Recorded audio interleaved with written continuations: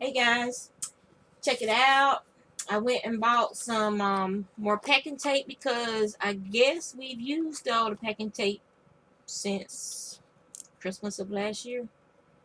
Because I couldn't find any anywhere, but then again, there are a couple of boxes we haven't unpacked, so it could be in one of those boxes as well. I just didn't feel like rummaging around looking for stuff, so I just went up to the Family Dollar and got me some more packing tape. So the purpose of the packing tape is to get the stuff from my giveaway packed up. It's everything's ready. I just needed packing tape because the post office, they usually don't have any there free to use. You have to buy it, and it's like armed robbery to buy it from at the post office. So yeah, so I'm gonna be working on that today. And since the grandkids are here today, then I'll be mailing that out tomorrow. So everybody, your packages will be mailed from Norfolk, Virginia tomorrow. So those who are, there's one person overseas, which I said in the video I wasn't gonna do any overseas shipping, but I'll let it go this time. And so yeah, they'll be mailed out tomorrow from Norfolk, Virginia. So Z, you're the farthest away here in the States.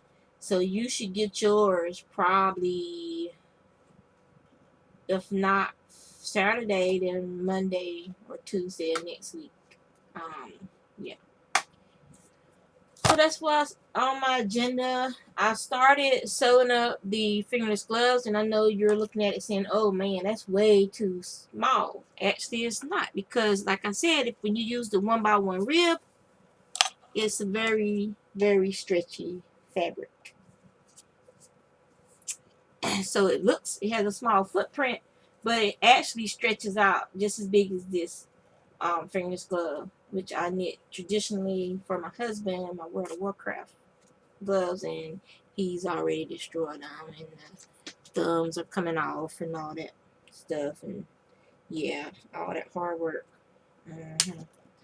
So I'm just wearing them around the house today because it was kind of cool in here this morning, and I'm gonna have to get, my rings are falling off my fingers because they're I guess I lost some more weight last week. So he said he's not buying me no more rings. I mean, they're just simple bands because I'm always, gardening and doing stuff out in the dirt. So if I lose them, no harm, no foul.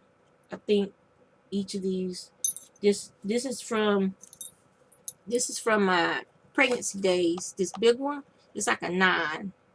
It's from my pregnancy days. Which one's the big one? Okay, this is the big one, which is from my pregnancy days, and it's like a 9. I have big hands. Y'all might not believe it, but I do. I have big hands, but it's too big now. See, it just slide on and off. Maybe my finger's starting to swell from spinning, so it'll keep it on. And this is actually an 8.5, and they just slide off. I almost lost this one in the store. I bent down like that, and it just slid off my finger. This is my class ring, which is a 8, and luckily this knuckle is a little curved, so this stays on better, but it still just twists all around. It doesn't, like, stay nice and forward facing like it's supposed to. But the more weight I lose, the better, because then it helps me keep my diabetes and blood pressure and stuff under control better. So, it's a downside with my jury. I guess my knuckles and stuff used to be swollen all the time from playing basketball and volleyball and stuff, and working on electronics and stuff. So my hands are always getting dinged and bent, so my fingers are always swollen and stiff.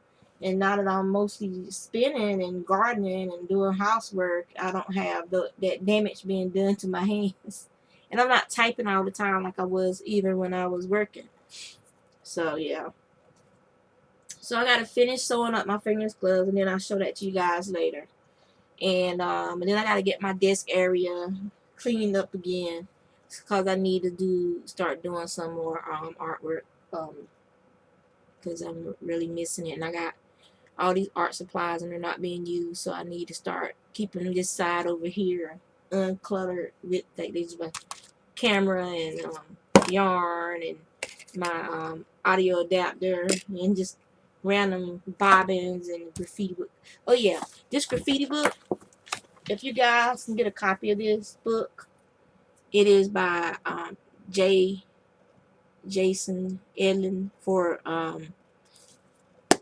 this book has awesome artwork, and the fun thing about it is, like, I've seen some of this stuff in person from, the years of going up back and forth to New York, through New Jersey, Newark, and when I was stationed in places like Great Lakes, and we go up to Chicago and places like that, and then when I was out in San Diego.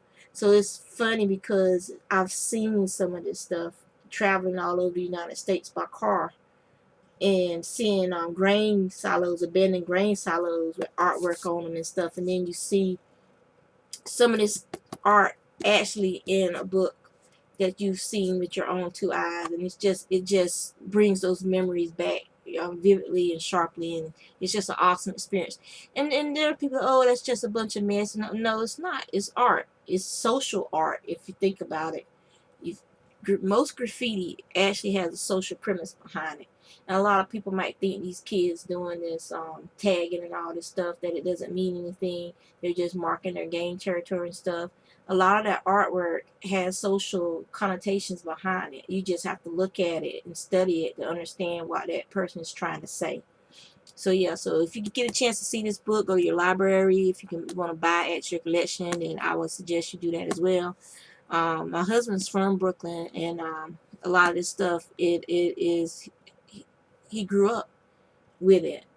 They grew up knowing who some of these guys were, and making trips out on the subway to certain areas just to see the new tags that people were telling, hey, so and so tagged this, you need to come out and see it. They grew up in an age where the subways had graffiti art in them and on them, before they cleaned them all up and retired the ones that they couldn't. It's just an amazing history, and it's a social history of America's youth of the last 40 years or so. And graffiti just didn't start then. Graffiti has been around as long as man has been around, which is what people don't seem to understand. We've always wanted to leave our mark somewhere for the next generation to see it. So yeah, so that's a good book right there. So if you guys get a chance to get it, just to see the artwork in it, then go right ahead.